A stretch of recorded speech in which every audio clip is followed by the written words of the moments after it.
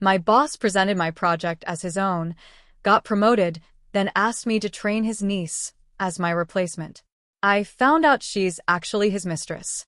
I'm documenting everything and planning my exit. AITA for not warning them what's coming?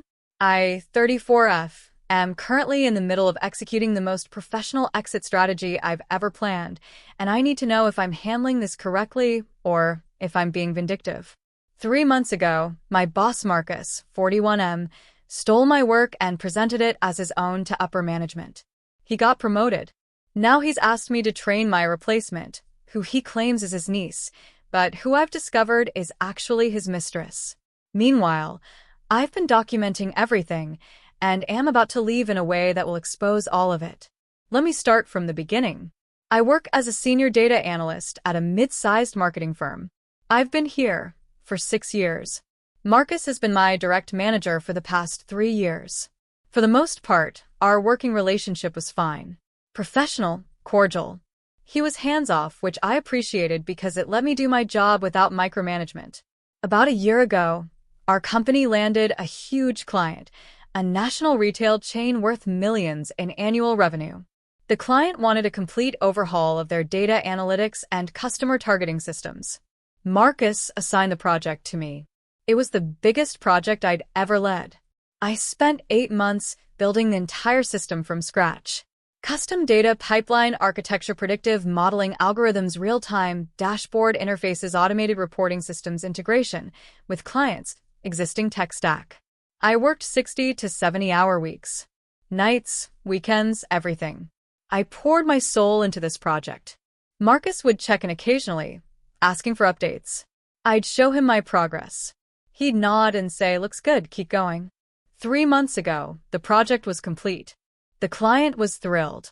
The results were spectacular. Their customer targeting accuracy improved by 43%, their ROI increased by 31%, and they were so happy they were considering expanding the contract. Marcus scheduled a presentation to our C-suite to show off the success of the project. He told me he wanted me to present, that this was my moment to shine, that senior leadership needed to see what I was capable of. I was excited. I prepared a detailed presentation showing the entire project lifecycle, the technical innovations, the results, everything. The day before the presentation, Marcus called me into his office. "Hey Iris, slight change of plans. I'm going to present tomorrow instead of you." What? Why? The C-suite is more comfortable hearing from senior management. You know how it is. But don't worry, I'll make sure they know you did the technical work. I was disappointed, but I understood the politics. "Okay, do you want my presentation deck?" "Yeah, send it over. I'll review it tonight and make sure it's ready." I sent him my presentation. I'd spent weeks on it. Every slide was perfect, every data point was sourced, every technical detail was clear. The next day, I wasn't invited to the presentation. Marcus said it was C-suite only. I found out later what happened from a colleague who was in the room. Marcus presented my entire project as his own work. He said, "I developed, I built, I designed." My name was mentioned once in passing as one of the analysts who helped with implementation. The C-suite was so impressed that they promoted Marcus to VP of Analytics on the spot. A 40% salary increase, a huge bonus, and a new office. When Marcus came back from the presentation, he was beaming. He gathered our team and announced his promotion. Everyone congratulated him. I felt sick. After the meeting, I went to Marcus's office. "Can we talk?" "Sure, what's up?" "I heard you presented the retail client project as your own." "Well, I was the project lead. I oversaw everything." "Marcus, you barely touched that project. I built every single component from scratch. You checked in maybe once a week." "Iris, you need to understand how corporate politics work. The C-suite doesn't care about the technical details. They care about leadership and strategy. I provided that leadership. You took credit for my work. I acknowledged your contribution. You mentioned me once as someone who helped with implementation. I didn't help with implementation, Marcus. I was the implementation. I designed, built, and deployed the entire system." He got irritated. "You're being naive. This is how it works. You do the work. Managers take the credit." That's the hierarchy. When you're in leadership, you can take credit for your team's work too. That's not leadership. That's theft. Be careful with your tone, Iris. I'm still your boss. I left his office shaking with anger. I went to HR. I filed a formal complaint. I provided documentation, emails, project plans, code repositories, everything proving I'd done the work. HR said they'd investigate. 2 weeks later, they called me in to say they'd reviewed the matter and determined that, as the project lead, Marcus appropriately claimed ownership of the project outcomes and that my complaint was without merit. I realized then that Marcus had connections in HR, or that the company just didn't care. I started looking for new jobs. I applied to several positions. I got a few interviews. Then, a month ago, Marcus called me into his office again. Iris, I have good news. With my new role as VP, I need to restructure the team. I'm bringing someone in to take over your role so you can focus on higher-level strategy work. I'm being demoted? No, not a demotion. A lateral move. You'll be doing more big-picture analytics instead of hands-on technical work. I like hands-on technical work. That's my job. Well, the decision has been made. I need you to train your replacement. Her name is Chloe. She's my niece, just graduated from college with a degree in marketing. She's bright, eager to learn. I want you to teach her everything you know. Your niece? Yeah. She's family. I want to give her a strong start in her career. I felt like I'd been punched in the gut. Not only had Marcus stolen my work and gotten promoted, now he was replacing me with a family member and expecting me to train her. When does she start? Next Monday. I'm counting on you to be a team player about this. I left his office and went straight to the bathroom and cried. That weekend, I did some research. I Googled Marcus and Chloe. I found Chloe's LinkedIn and Instagram. Her LinkedIn said she graduated 6 months ago with a degree in marketing from a state school. No data analytics experience. No technical skills. Nothing that would qualify her for my role. But more importantly, her Instagram told a different story. There were photos of her and Marcus together. Not family photos. Not uncle and niece photos. They were couple photos. At restaurants. At hotels. At the beach. In one photo from 2 months ago, she was kissing his cheek with the caption, "My favorite person, red heart." Marcus is married. I've met his wife at company events. Chloe isn't his niece. She's his mistress. And he's installing her in my job. I felt rage like I've never felt before. But I also felt clarity. I knew what I had to do. Monday came. Chloe started. She was bubbly, friendly, and had no idea what she was doing. Marcus introduced us. Iris, this is Chloe, my niece. Chloe, this is Iris.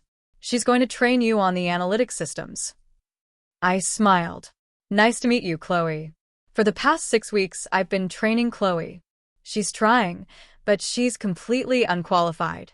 She doesn't understand basic data concepts. She can't code. She doesn't know SQL, Python, or any of the tools we use. But I've been patient, professional, and thorough. I've been documenting every single training session, every question she's asked, every mistake she's made. Meanwhile, I've also been doing the following. 1.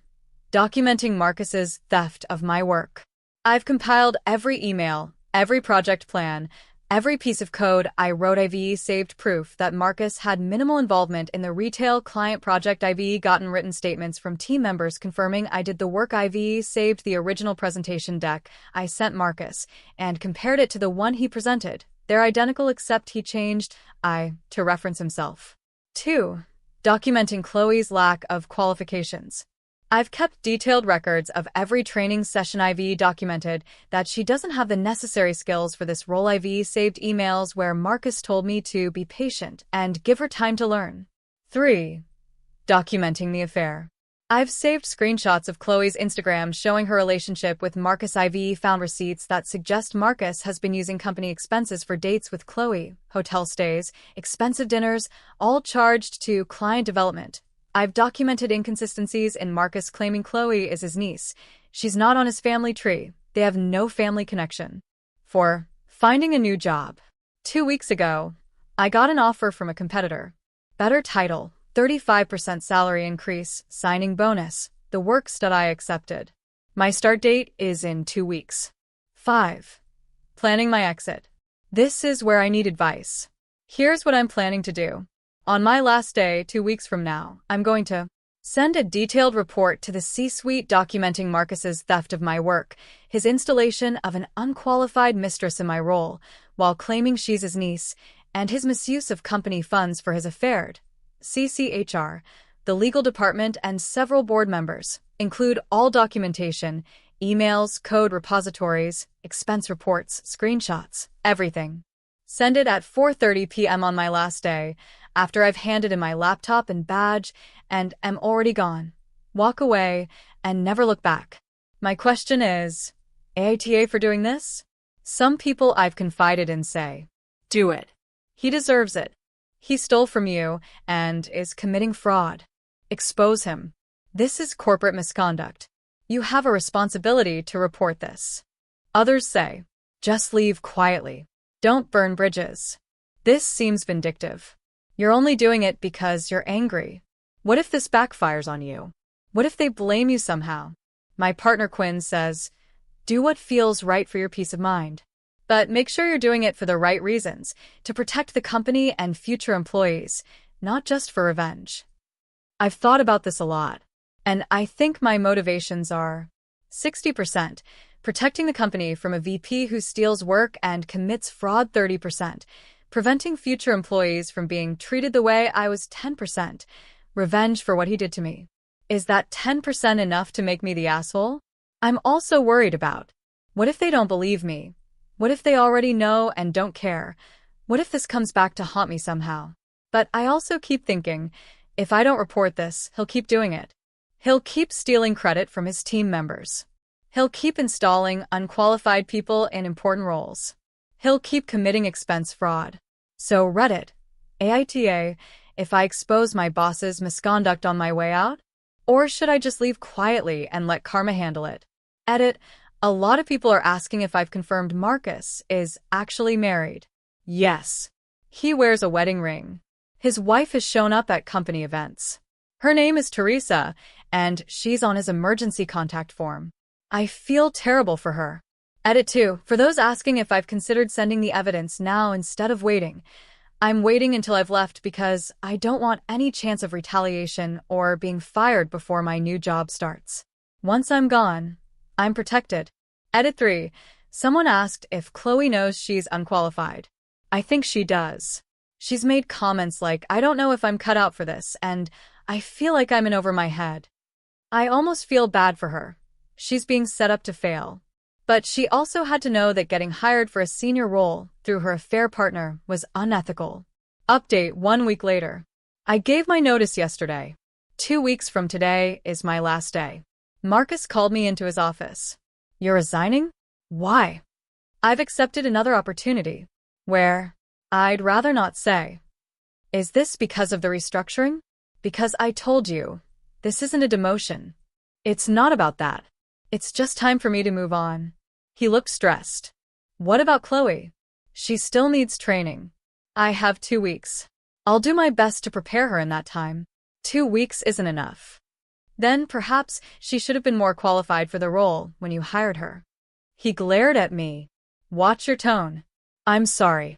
That was unprofessional. I'll make sure to document everything she needs to know. He dismissed me. Since then, Marcus has been on edge. He's been hovering around my desk, asking what I'm working on, what I'm documenting, what I'm taking with me when I leave. I've been calm and professional, just wrapping up projects and making sure everything is organized for Chloe. Meanwhile, I've finalized my report. It's 47 pages long, with 200+ pages of supporting documentation. It's comprehensive, factual, and damning. I've also consulted with an employment lawyer to make sure I'm not violating any NDAs or confidentiality agreements. She reviewed everything and said I'm clear. Nothing I'm reporting is proprietary or confidential. It's all misconduct that the company has a right to know about. My last day is next Friday. I'll send the report at 4:45 p.m. after I've already left the building. Update 2. 2 weeks later, the exit. I did it. I sent the report. and the fallout has been spectacular. My last day was Friday. I spent the day tying up loose ends, saying goodbye to colleagues I actually liked, and preparing my report. At 4:30 p.m., I handed in my laptop and access badge to IT. I walked out of the building. I got in my car. At 4:47 p.m., from my personal email, I sent the report. Recipients: CEO, CFO, head of HR, general counsel, all board members I could find email addresses for. Subject line: formal documentation of misconduct by VP Marcus Chen, theft of intellectual property, nepotism/affair, and expense fraud. The email was brief. Dear company leadership, I am writing to formally document serious misconduct by Marcus Chen that I witnessed during my 6 years at the company. As I am no longer an employee as of today, I felt it was my ethical responsibility to bring this to your attention. Attached you will find documentation of intellectual property theft, 47 pages, evidence of an undisclosed relationship between Mr. Chen and an employee he hired, Chloe Warren. Evidence of company expense fraud related to this relationship, documentation that Ms. Warren is unqualified for her role and was hired due to her relationship with Mr. Chen. I am available to answer questions if needed. All documentation is factual and supported by evidence. Respectfully, Iris Tran. I hit send. Then I turned off my phone, drove home, opened a bottle of wine, and waited. By Monday morning, my phone had 43 missed calls and 67 text messages. I turned my phone back on and checked the messages. Marcus, 17 calls, 23 texts ranging from, "What the hell did you do?" to "You're going to regret this," to "I'll see you for defamation, HR director." 8 calls, "We need to speak with you immediately, CEO." 2 calls, "Please call me as soon as possible," several colleagues. What's going on? Marcus was walked out of the building this morning. Marcus was suspended immediately pending investigation. I called the CEO back. He was calm, but serious. "Ms. Tran, we've reviewed your report. Thank you for bringing this to our attention. We'd like to ask you some questions. Would you be willing to speak with us and our legal team?" Yes, of course. I spent 3 hours on a video call with the CEO, general counsel, and an outside investigator. I walked them through everything, answered their questions, provided additional context. They told me Marcus had been suspended and was under investigation. Chloe had been placed on administrative leave. They were auditing all of Marcus's expenses and management decisions. The general counsel said, "I want to be clear. You will not face any retaliation for this report. You did the right thing." The CEO added, "I'm sorry this happened to you. You should have been supported, not undermined." That almost made me cry. Update 3: 1 month later. Marcus was fired. For cause: no severance. The investigation found he did steal credit for my work. Multiple team members confirmed Chloe is his mistress, not his niece. She admitted it during the investigation. He committed significant expense fraud, over $45,000 in personal expenses charged to the company. He violated multiple company policies regarding conflicts of interest and relationships. Chloe was also fired. Marcus's wife found out about the affair through the investigation. She filed for divorce. The company reached out to me asking if I wanted to return. They offered me Marcus's old position, VP of Analytics, a 45% salary increase, and a formal apology. I said no. I'd already started my new job, and I love it. My new boss actually values me, credits me for my work, and treats me like a professional. But I appreciated the offer. As for Marcus, I heard through the grapevine that he's having trouble finding work. Apparently, the circumstances of his firing have made the rounds in our industry. Chloe moved back in with her parents and deleted all her social media. Do I feel guilty? A little. I destroyed 2 people's careers and a marriage. But then I remember, I didn't make Marcus steal my work. I didn't make him commit fraud. I didn't make him have an affair and install his mistress in my job. He did all of that. I just documented it. Final update, 3 months later. I'm closing this chapter with a final update because people keep asking how I'm doing. I'm thriving. My new job is everything I hoped it would be. I'm doing meaningful work, I'm being recognized for it, and I'm finally being compensated fairly. The old company has completely restructured their analytics department. Several people from my former team reached out to thank me for exposing Marcus. Apparently, he'd been taking credit for their work too. I also got an unexpected call from Marcus's wife, Teresa. She said she'd found my number through mutual contacts and wanted to thank me. "I know you didn't intend this," she said, "but you gave me clarity. I'd suspected for years that something was off, but I kept convincing myself I was paranoid. Your report gave me the truth. I'm grateful." She's apparently thriving post-divorce. Started her own business, reconnected with old friends, and is genuinely happy. As for Marcus, I genuinely don't care what he's doing. He's not my problem anymore. The lesson I learned: sometimes being professional means protecting yourself and others from people who abuse power. Quiet exits enable bad behavior. Speaking up with documentation and evidence holds people accountable. I'm not sorry I did it. And I'd do it again. To anyone in a similar situation, document everything. Protect yourself. And don't be afraid to expose misconduct when you're safe to do so. You don't owe loyalty to people who betray you. Thank you, Reddit, for helping me trust my instincts and execute this exit with confidence. You validated that I wasn't being petty or vindictive. I was protecting myself and protecting others from a predator. Red Heart.